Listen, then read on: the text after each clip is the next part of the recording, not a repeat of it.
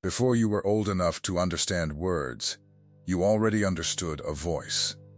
Not a sound, a voice. Something under the sound. You were 3, maybe 4 years old, lying in a dark room, and something spoke to you that had no mouth. You didn't have the language for it then. You still barely have the language for it now, but you knew the way a newborn knows its mother's heartbeat, before it knows her face, that someone was there. That someone had always been there. That someone knew your name before your parents chose it. And here you are. Grown, tired, maybe, carrying more than you ever tell anyone. Watching this at an hour, you probably shouldn't be awake. And that same voice, the one from the dark room all those years ago, is the reason you clicked. Not the title, not the thumbnail, the voice underneath, saying the same thing it said when you were 4. Pay attention. This one is for you. I want to talk to you tonight about the highest thing there is.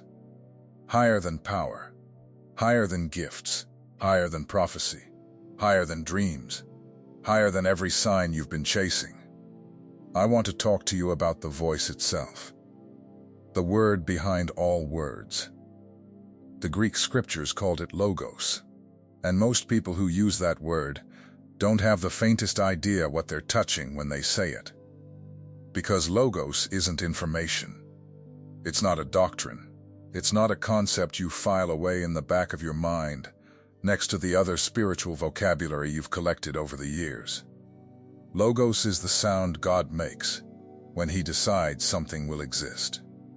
Think about that for a second. Before there was light, there was a voice. Before there was an ocean, before there was a single blade of grass, before there was breath in any living thing, there was a voice moving over the dark. And that voice said, "Let there be," and the nothing had to obey. The universe is not built out of atoms at the bottom. It's built out of a spoken word.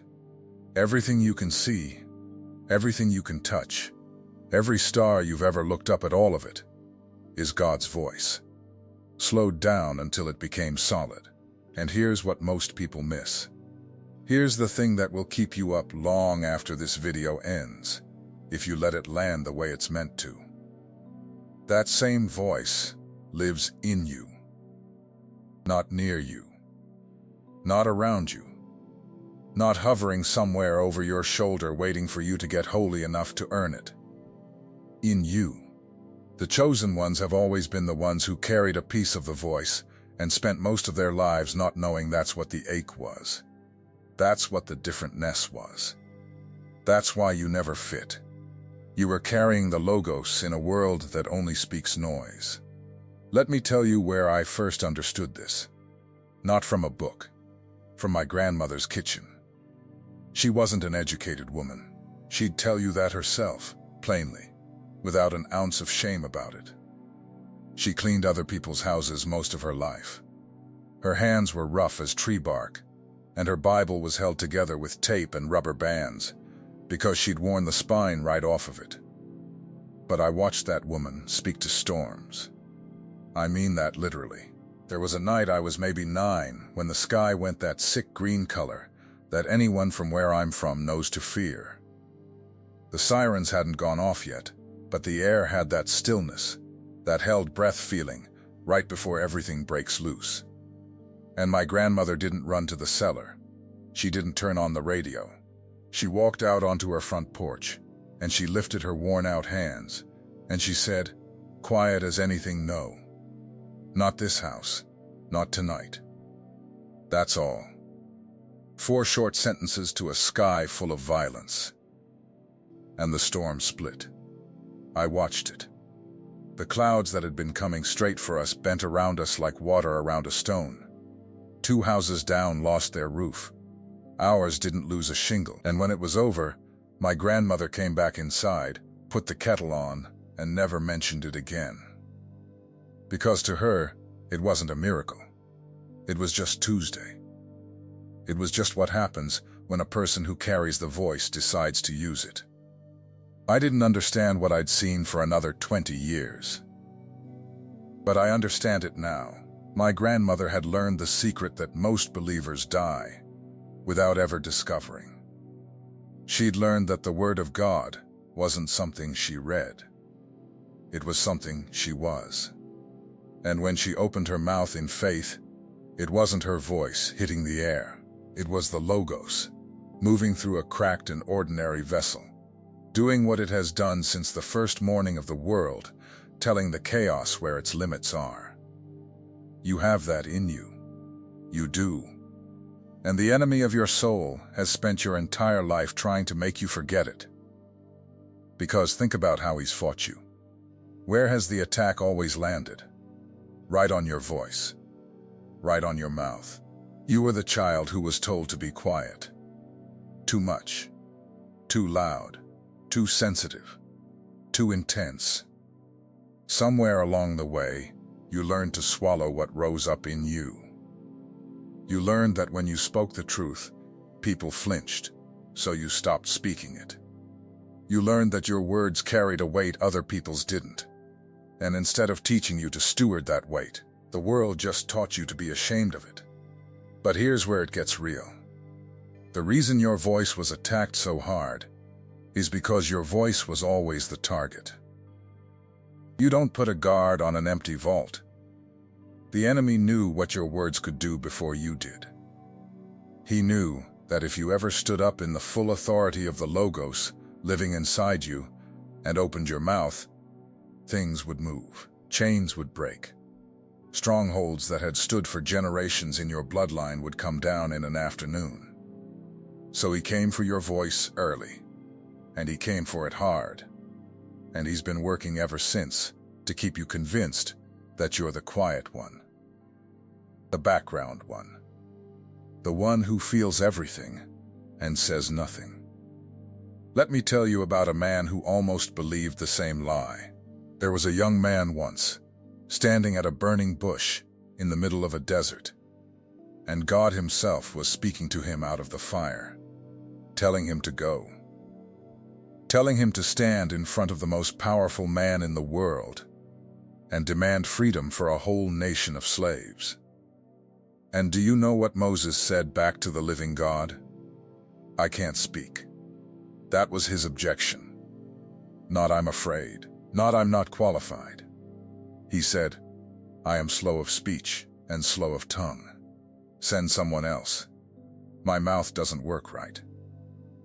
The most articulate confrontation in human history was about to be handed to a man who was convinced he couldn't string a sentence together. He'd carried that wound so long, this belief that his voice was broken, that when God called him, the first thing he did was reach for it like a shield. And here is what God did not do. God did not say, you're right, let me find someone more eloquent. God did not agree with the man's assessment of himself. God said, who made the mouth? Who made the mouth, Moses? Who do you think put the tongue in your head? The one who invented speech itself is standing here telling you to speak, and you're going to tell him your equipment is faulty? And Moses went. And that broken-mouthed man spoke words that split a sea. That called down plagues. That led 1 million people out of 500 years of bondage. Not because his speech got better. Because he finally understood that it was never his speech doing the work. It was the Logos.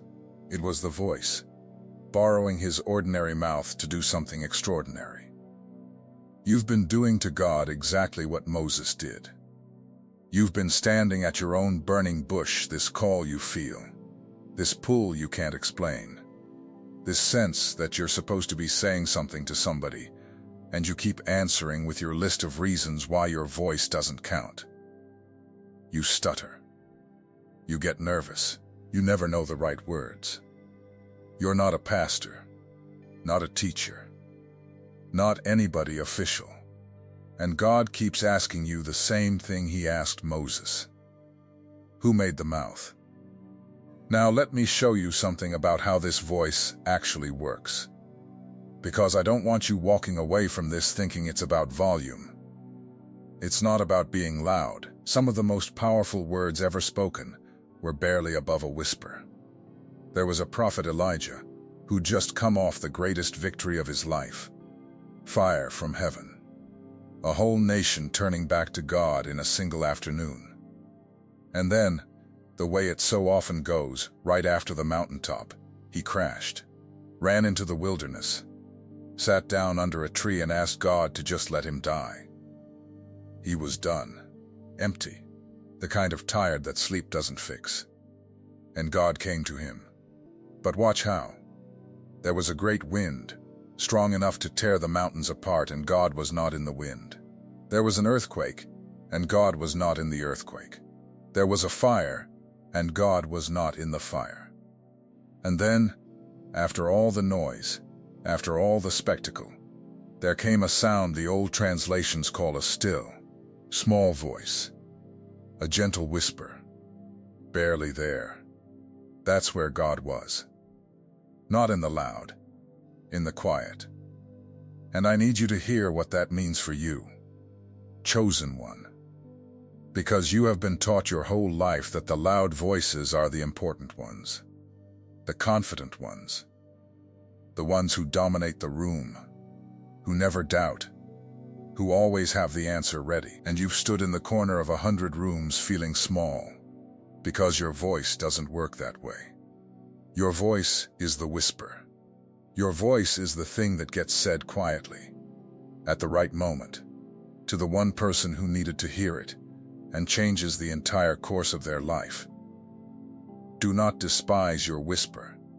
The whisper is where God lives. I think about a woman in a congregation I served years ago. I'll call her Ruth, though that wasn't her name. Ruth never spoke in meetings, never raised her hand, never prayed out loud, never once stood up to share a testimony in all the years I knew her. If you'd asked anyone in that church who the quiet ones were, her name would have been first on the list. And I'll be honest, for a long time, I overlooked her too. I was young, and I mistook volume for anointing, the way young ministers do. But there was a season when the church went through something hard. A death. A young man. A suicide. The kind of loss that puts a whole community on its knees and steals the words right out of everyone's mouth. And I watched, over those weeks, as person after person found their way to Ruth. Not to me, not to the elders, to Ruth, the quiet woman who never said a word in public. Because in private, one-on-one, in the pew after everyone left, in the parking lot, in the kitchen at the funeral, Ruth had a voice that could reach into a grieving person's chest and hold their heart still. She'd say almost nothing. A sentence. A hand on the shoulder. But the sentence she chose was always the exact sentence that person needed, as though it had been prepared for them before they were born. That was the Logos. That was the Word of God, moving through a woman the world had written off as too quiet to matter. And that's when I understood the voice doesn't need a stage. It needs a surrendered vessel. It'll take the loud ones if they'll humble themselves, and it'll take the quiet ones the second they stop apologizing for the way they were made. You are one of those vessels. That's not flattery. That's the reason you can't shake the feeling that your words are supposed to matter more than they currently do. Let me tell you what happens inside a person when they finally accept this. There was another one, a man named Jeremiah. And God called him when he was still young, still unsure of himself, still convinced he was too small for anything God would want to do through him. And Jeremiah said what you would have said. I'm only a child. I don't know how to speak. Same wound, same lie, same reflexive grab for the shield. And God reached out and touched his mouth, touched it, and said, Behold, I have put my words in your mouth. From this day, you speak for me.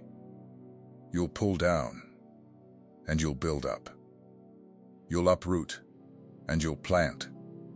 All of it through the words I've placed in you.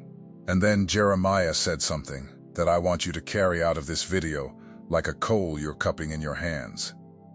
He said that when he tried to hold the words in when the cost got too high, when the rejection got too heavy, when he decided he'd just stay quiet and stop speaking in that name the word became like a fire shut up in his bones.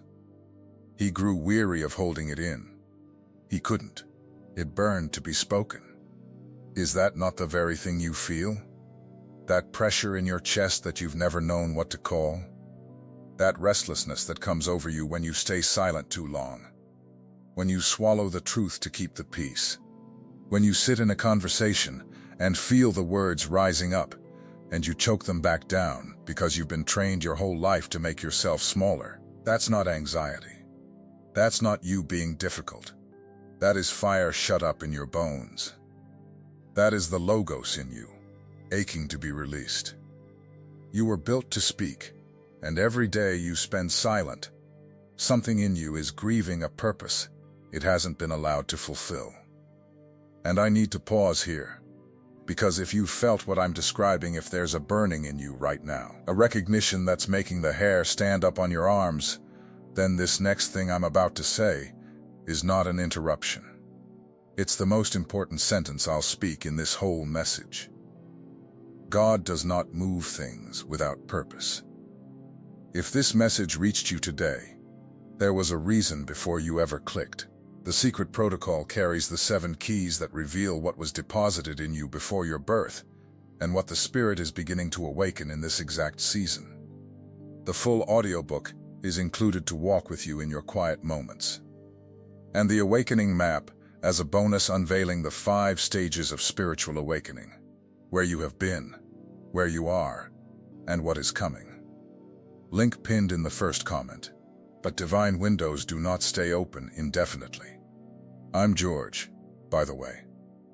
I've spent the better part of my life sitting with people at exactly the crossroads you're standing at right now. The ones who've always known they carried something they couldn't name. Who've spent years feeling like strangers in their own lives. And what I've learned, over and over, is that the thing you carry doesn't get lighter by ignoring it.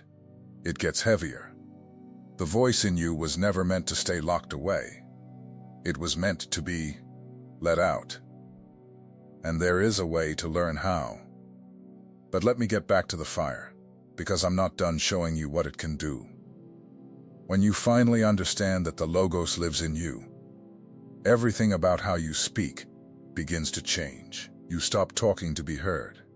You start speaking to release. Do you understand the difference? Most people talk to fill silence, to impress, to defend themselves, to be right. But when you know you carry the voice, you start to speak the way God speaks. You speak things into being. You stop describing the world as it is, and you start calling the world as it's meant to be. Your grandmother, if she was anything like mine, understood this. When she prayed over you, she didn't say, "Lord, I hope this child turns out okay." She said, "This one belongs to you. This one will serve you all the days of their life. This one will not be lost." She didn't ask. She declared, because somewhere along the way she'd learned that the mouth of a believer is not a suggestion box aimed at heaven. It's an instrument God plays to move things on the earth. And this is the exact place where the enemy fights the hardest. So let me warn you plainly. The moment you begin to understand the authority in your words, you'll notice something. Your words will start to matter more in both directions. When you speak life, life will come faster than it used to. But when you speak death over yourself, over your children, over your circumstances, over your own future, that'll land harder too. Because you're not an ordinary speaker anymore. You never were. You're a carrier of the Logos, and a carrier of the Logos cannot afford to be careless with their mouth. How many of your own prisons did you build with your own tongue? Sit with that. How many times did you say, I'll never get out of this. I'll never change. I'll never find someone. I'll never be free, and then watched that exact never come to pass? You thought you were just describing your life. You were prophesying it. The voice in you doesn't switch off just because you're using it wrong. It keeps building. The only question is what you're telling it to build. There's a moment in the Gospels I come back to constantly. A centurion, a Roman soldier, a hard man used to command, comes to Jesus about a servant who's dying. And Jesus offers to come to his house, and the centurion says the most remarkable thing. He says, "No need. I'm a man under authority. I say to one man, go, and he goes. To another, come, and he comes. Just say the word, only speak the word, and my servant will be healed." He understood. This rough soldier understood something the religious experts of the day had completely missed. He understood that Jesus didn't need to be present, didn't need to touch anything, didn't need to perform any ritual, because the word itself was the power. Speak the word only. And Jesus turned around, stunned, and said he hadn't found faith like that in all of Israel. Not among the priests, not among the scholars. In a soldier who understood the authority of a spoken word. That's the faith available to you. That's the faith that's been trying to wake up in you your entire life. The faith that knows the word is enough. That you don't have to strive and manipulate and force and control every outcome with your own two hands, because you carry a voice that only has to speak, and the thing gets done. But, and hear me on this, because I've watched too many people get this part wrong, this power comes with a weight, and the weight is knowing when to be silent. The logos in you is not just power to speak. It's the wisdom to know when a word should be held back. There is a kind of person who learns they have authority in their words, and then never shuts their mouth again, turns every conversation into a sermon, prophesies over strangers who didn't ask, weaponizes the truth to wound people they're supposed to love. That's not the voice. That's the flesh wearing the voice's clothes. The people who carry the logos in real maturity are just as known for their silences as for their words. They know that sometimes the most powerful thing the voice does is wait. Jesus himself stood before Pilate with his life on the line, with a single sentence available to him that could have called down legions of angels, and he said nothing. He held the most powerful voice in the universe completely still. Because there is a time to speak the world into being, and there is a time to let the silence do what words cannot. And only the mature learn to tell the difference. So as this understanding comes alive in you, ask for that. Don't just ask for the boldness to speak. Ask for the wisdom to know when. Because both are the voice. Both are the logos. And both are required if you're going to carry this the way it was meant to be carried. Let me bring this all the way home for you now. There is a reason you felt, your entire life, that words are heavier for you than they are for other people. There's a reason a harsh word can wound you for weeks, while everyone tells you to just let it roll off. There's a reason you agonize over what you say. Replay conversations at night. Feel the exact temperature of every room you walk into. It's not weakness. It's not oversensitivity. It's that you're carrying an instrument the rest of the world set down a long time ago. You feel the weight of words because you were built to wield them.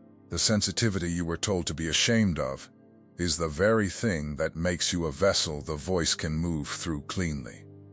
And the world is starving for that. Look around. Everyone is talking, and nobody is speaking. There's noise everywhere, endless, relentless noise, and almost none of it carries any actual weight.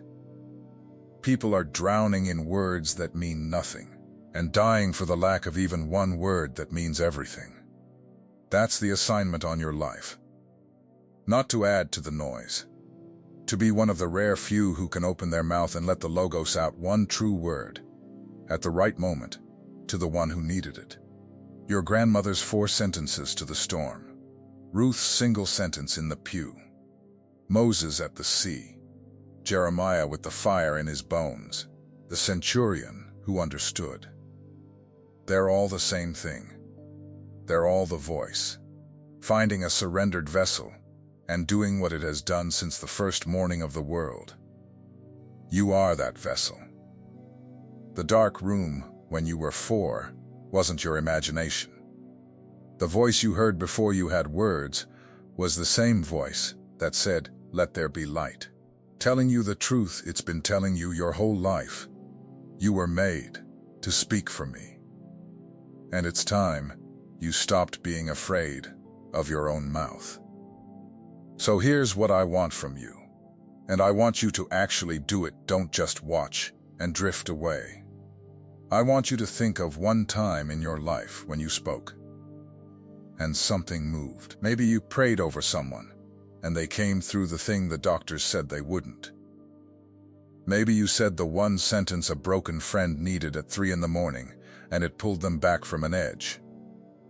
Maybe you declared something over your own life in a season when you had no reason to believe it. And years later, there it was, exactly as you'd spoken it. One moment when your words carried more than words should carry. Go down to the comments and tell me about it. Just that one moment. What you said and what moved. I read these every one, because these are the testimonies that remind people watching that this isn't poetry. It's real. Your one story might be the exact words somebody scrolling past needed to believe it could happen for them too. And remember, everything I spoke about goes deeper inside the secret protocol. Pinned in the first comment. The 7 keys, the audiobook, and the awakening map are there waiting for you whenever you're ready to take the next step.